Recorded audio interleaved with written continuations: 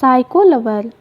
शादी के 2 दिन बाद नीरज ने नवविवाहित पत्नी के सामने अपनी एक्स का हाथ पकड़कर और रिंग फिंगर में अंगूठी पहनाकर सगाई कर लिया। पारुल के सामने नीरज की एक खुशी से नीरज को गले लगा लेती है।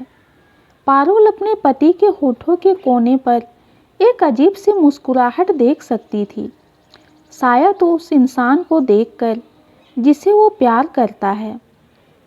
पारुल हाथ जोड़कर दूर से सब कुछ देख रही थी। तमाम प्रेस मीडिया जुट चुके हैं।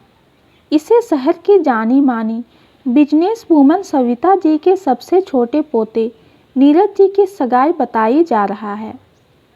सविता जी यानी सविता फैशन इस समय इंडिया की मशहूर फैशन कंपनियों में से एक है। सविता जी ने अपनी मेहनत से इस कंपनी को यहाँ तक पहुँचाया है। सविता जी ने मुस्कुराते हुए नीरज और उसकी एक्स का परिचय कराया, जो अब नीरज की होने वाली पत्नी है। सविता जी ने 60 साल की उम्र पार कर लेने के बावजूद हर तरह से खुद को हमेशा मेंटेन किया है। उसने खुद को सफ़ेद रंग की सुनहरी कॉटन की साड़ी में बंधा हुआ था और अपने बालों को बांध रखा था। नीरज की एक्स यानी नेहा आज बहुत खुश है। अंत में उसे उसका प्यार मिल जाता है। बार बार अपनी अनामिका उंगली में हीरे की अंगूठी को देखकर मुस्कुरा रही थी। नीरज वहीं खड़े होकर मीडिया के सवालों का जवाब दे रहे हैं। पारुल पर्दे के पीछे से सब कुछ बहुत अच्छी तरह देख सकती है। उसके पति और उसके पति की पूर्व प्रेमिका चारों ओर अभ्यास कर रहे हैं। पारुल की जगह कोई और लड़की होती तो हंगामा करने लगती, लेकिन पारुल ने कुछ नहीं किया और चुपचाप अपने कमरे में जाकर बैठ गई, मानो उसे कोई फर्क ही नहीं पड़ता। हाँ, उसके पास वास्तव में इन चीज़ों के बारे में चिंता करने का समय नहीं है। वह अन्य चीज़ों को लेकर चिंतित है। नीरज से उनकी शादी को 2 दिन हो चुके हैं। हालांकि ना तो वह और ना ही नीरज इस शादी की इज्जत करते हैं। यहाँ तक कि नीरज के घर के कुछ लोगों और पारुल के घर के लोगों के अलावा कोई नहीं जानता कि नीरज की 2 दिन पहले पारुल से शादी हुई है। 2 दिन पहले से पारुल को अचानक याद आया। जिस दिन पारुल की ज़िंदगी ने अचानक करवट ली, उस दिन पारुल की शादी उसकी पसंद के लड़के से होने वाली थी। पारुल की शादी घरवालों ने तय की थी। हालांकि परिवार द्वारा शादी को मंजूरी दे दी गई थी, लेकिन शादी से कुछ दिन पहले पारुल और उनके होने वाले पति राहुल के बीच अच्छी दोस्ती हो गई। राहुल ने अपना मेडिकल पास किया और केवल एक सरकारी अस्पताल में डॉक्टर के रूप में नियुक्त किया गया। शादी के कुछ दिन पहले तक पारुल और राहुल हर रात आपस में बातें किया करते थे। पारुल को राहुल की आवाज़ बहुत पसंद आई। वह हर शब्द बहुत ही मधुरता से बोलते थे। एक दिन उसने अब्ताब के लफ्ज़े में धीरे से कहा, पारुल, मैंने तुम्हें बहुत सुंदर गाना गाते सुना। हमारी शादी की पहली रात तुम मेरे लिए गाओगी। मैं खनिकता को मुँह से सुनूंगी। आप क्या सुनेंगे? पारुल ने शर्म के मारे कुछ नहीं कहा। पारुल की शादी के दिन जब पारुल कपड़े पहनने जा रही थी, पारुल की माँ अपनी बेटी के पास आई, अपने होठों को उठाया और उसे चूमा। आज तुम दूसरे घर में जाओगी, मुझे मत भूलना।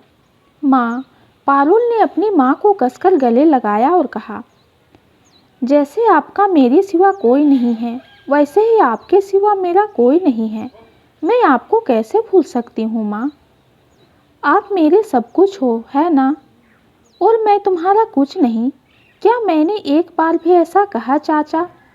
आपने ही बचपन से मुझे, मेरी माँ और मेरी बहन को पाला है। यह कहकर पारुल के चाचा कमरे में आ गए। पारुल ने अंकल को गले से लगा लिया और कोमल स्वर में बोली। पारुल की बुआ ने यह सुना और बड़े प्यार से भतीजी के सिर पर थपकी देकर चली गई। पारुल को पता चलता है कि उसकी माँ अपने आंसुओं को छिपाने की व्यर्थ कोशिश कर रही है। पारुल के परिवार को उसके चाचा ने तब से आश्रय दिया है जब उसके पिता की कैंसर से मृत्यु हो गई थी, जब वो छोटी थी। पारुल की बुआ भी बहुत पहले दुनिया का मायाजाल छोड़ चुकी है, तो पारुल की माँ, पारुल की 2 चचेरी बहनें और पूरा परिवार उन्हीं के हाथों से चलता है। वहीं दूसरी ओर नीरज और उनकी सविता जी किसी काम से इस शहर आए थे। सविता जी अपनी नई कंपनी बनाने के लिए मीटिंग के लिए आई थी।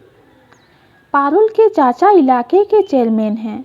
यह सुनकर कि नीरज और सविता जी जैसे प्रसिद्ध लोग उनके क्षेत्र में आ गए हैं, उन्होंने तुरंत उन्हें अपनी भतीजी की शादी के लिए एक विशेष अतिथि के रूप में आमंत्रित किया। हालांकि नीरज नहीं जाना चाहता था, लेकिन वो सविता जी के साथ शादी में गया। पारुल अपने कमरे में बैठी थी, तभी पारुल के अंकल की बहन आती है और कहती है, अब शादी नहीं होगी। राहुल आज बिना किसी को बताए ऑस्ट्रेलिया चले गए।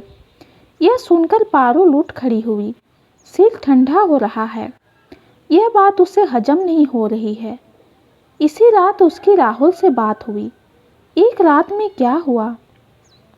पारुल के चचेरे भाई ने बाहर हंगामा सुना और दौड़कर बाहर आ गया। पारुल चुपचाप बैठ गई। उसका सिर अभी भी काम नहीं कर रहा था। उसे समझ नहीं आ रहा था कि राहुल ने ऐसा क्यों किया। पारुल अपने सिर को हाथों में लेकर बैठ जाती है और कमरे में तुरंत अंधेरा हो जाता है। पारुल समझ जाती है कि लोड शेडिंग हो गई है। तभी कोई उनके कमरे में दाखिल हुआ। पारुल को पता चलता है कि एक आदमी उसके कमरे में घुस आया है, लेकिन कौन? नीरज फ्रेश होने के लिए पारुल के कमरे में जाता है, लेकिन अंधेरे के कारण उसे कुछ दिखाई नहीं देता। जैसे ही उसने फ़ोन की लाइट चालू की, उसने तुरंत अपने पैर पर कुछ लगा और वो पारुल के ऊपर बिस्तर पर गिर गया। पारुल अचानक से चौंक गई, लेकिन मुसीबत तो तब आती है जब पारुल और नीरज को ऐसी बेहुदा हालत में देखकर पड़ोस की औरतें मोमबत्तियां लेकर पारुल के रूम में आती हैं। उन्होंने तुरंत बाहरी लोगों को बुलाया। नीरज तुरंत पारुल के ऊपर से हट गया। तभी करंट आ जाता है और इन दोनों की शादी हो जाती है। ये कहानी आपको कैसी लगी कमेंट में ज़रूर बताइए। कहानी पसंद आती है तो चैनल को लाइक और सब्सक्राइब कीजिए। कहानी सुनने के लिए आपका बहुत बहुत धन्यवाद।